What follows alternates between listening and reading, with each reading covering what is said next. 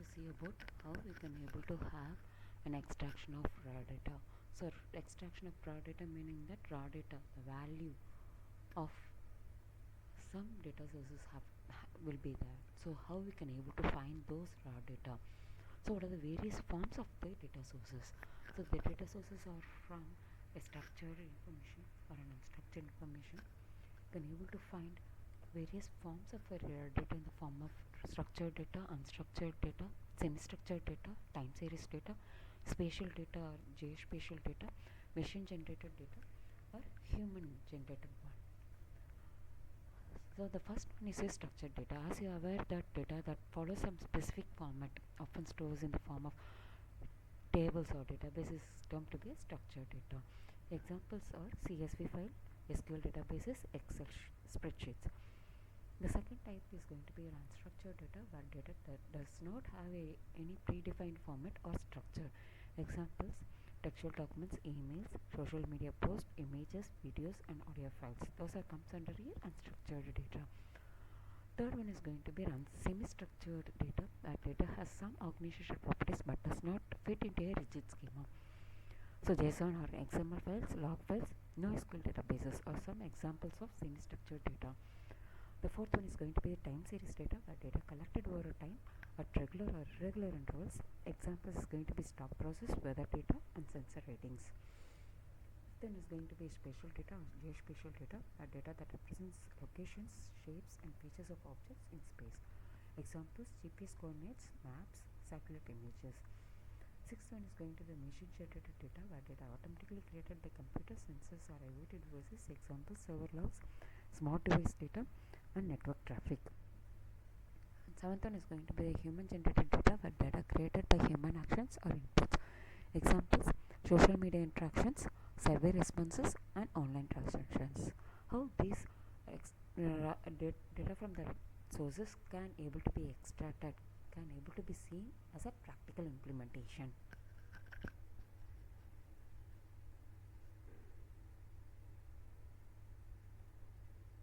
Concept how we can able to extract those information. So to extract a textual documents, we can able to add a file content to it in the form of text document. So we are opening the text document.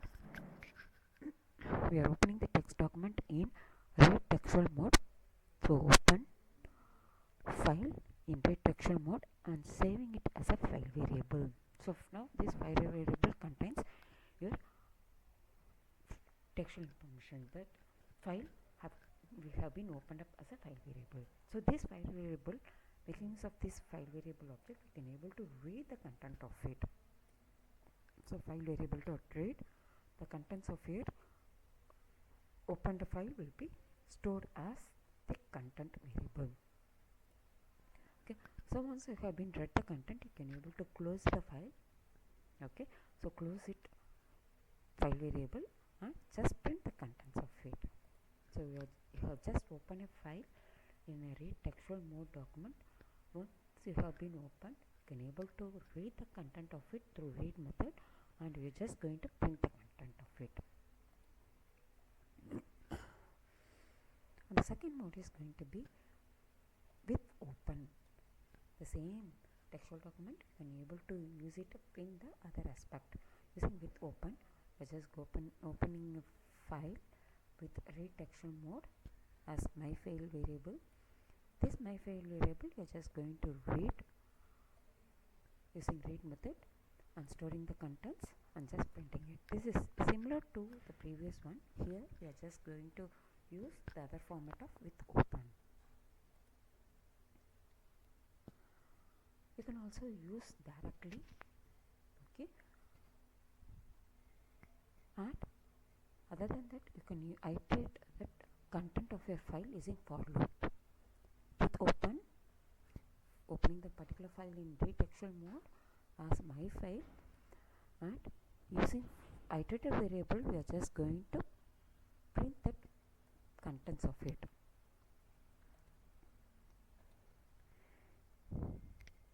The other one is using list. I can able to have the content to be read from the file. So initially your list has been initialized And with open method, we are just reading the content of the file as my file, and my iterating variable, I'm just appending all the lines to the list and just printing of it. So if you're going to add up, you will be finding a square bracket, open square and close square bracket of reading the file.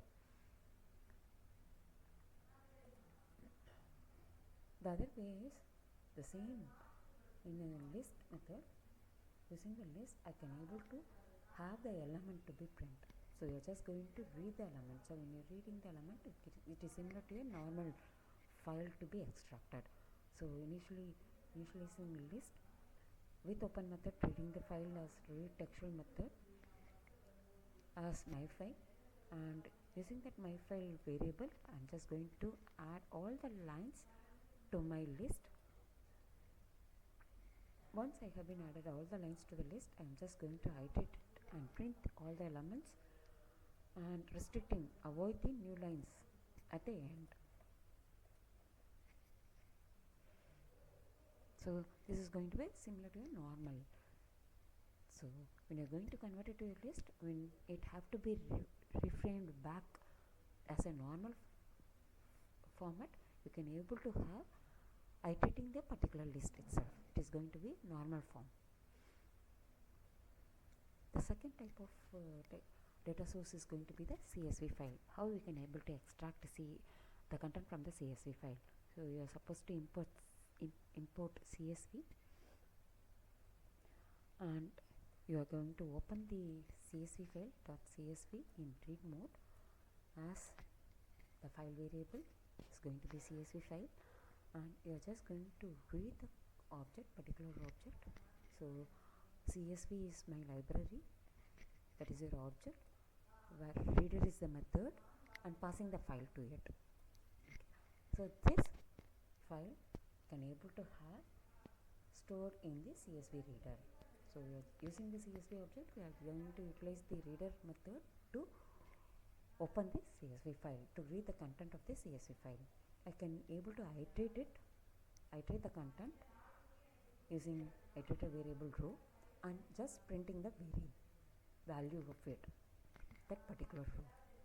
So if I am doing so, I can able to find all the elements that are present under that CSV file. We are reading it as a row wise. So row wise, it is going to be a list information. The next type of data is going to be from the web page. So if you are going to utilize raw data to be extracted from the web page, you are supposed to have beautiful soap to be installed.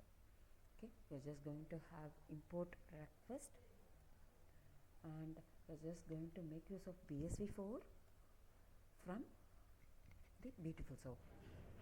So BSV4 will be taken up from the superset, where I can go to use beautiful soap of it. So here two libraries which I am making use of. One, the request, where I am going to request for the particular URL and to have the response of it. Okay, beautiful source, just to pass the HTML file and to read the element of it. For that, you need an URL. So which page you are going to extract? You have to extract that particular URL information have to be given here within quotes, and if you have specified the URL, you can able to make use of request.get URL, get method for that particular URL which you have been specified. You are going to have the response of it, storing it in the response, and you are just going to check the status of the response. If response.status underscore code is equal to 200, which means that the content is available and you can able to pass it and you can able to print it. So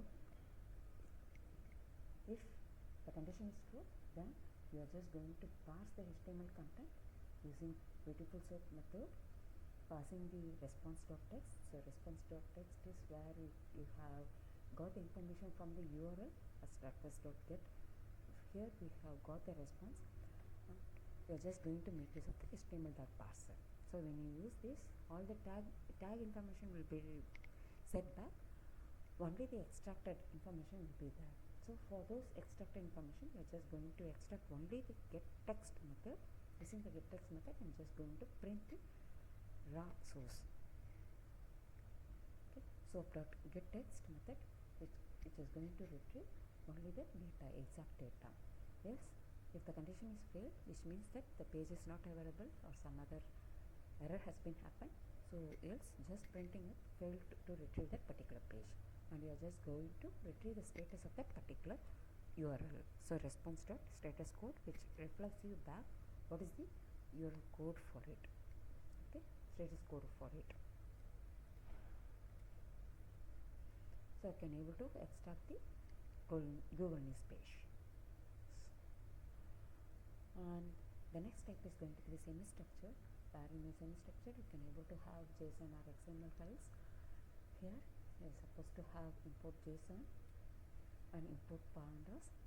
Okay, check to that your installation have been done for the JSON files, JSON libraries.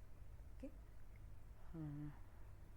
you are supposed to open the file, JSON file in read mode as file variable, and once you have been opened it as a file variable, we can able to make use of the load method to read the content of the JSON file. Okay, you are just parsing it using the JSON object and the load method, and the file has been parsed and save it as a data. So this data is your raw information. I'm just printing the raw data. So this raw data can also be converted to your pandas data frame, which is going to be a structured one. So for that PD we have been imported as pandas as PD. So PD dot data frame has been taken up from pandas data frame method, and passing what content we have to have it in a structured form. So that unstructured form has been passed to the data frame, which makes it to be converted to a structured one. Okay, so this is a conversion of JSON to a structured form. So raw data, which has been seen similar to your JSON file, and you have your converted file here. So we have the 0th record to be the first one, the second record is going to be the second information that have been retrieved. So we have been saved those information in a JSON underscore data.csv.